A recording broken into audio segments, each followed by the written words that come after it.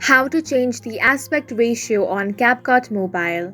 Hi guys, welcome to our channel. Let's begin. First of all, open the CapCut app on your device, then tap on New Project. From here, select any video and tap on the Add option. Once you have imported the video, if you want to change the aspect ratio, you want to tap on the option of aspect ratio over here. Tap on this. If you are not able to find this option, that is because you have selected the video. So if you have selected the video like this, tap anywhere to not select it, then tap on the aspect ratio. Here you will find different ratios, so go ahead and select your preferred one.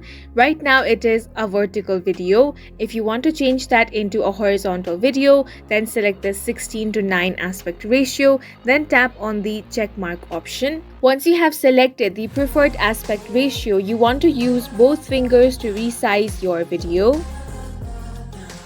Now in the same way, you can basically use any aspect ratio that you want. Once you're happy with the result, you can simply tap on the export option at the top right corner of your screen. And that's it for this video. If you found it helpful, please make sure to hit the like button and subscribe for more videos like this.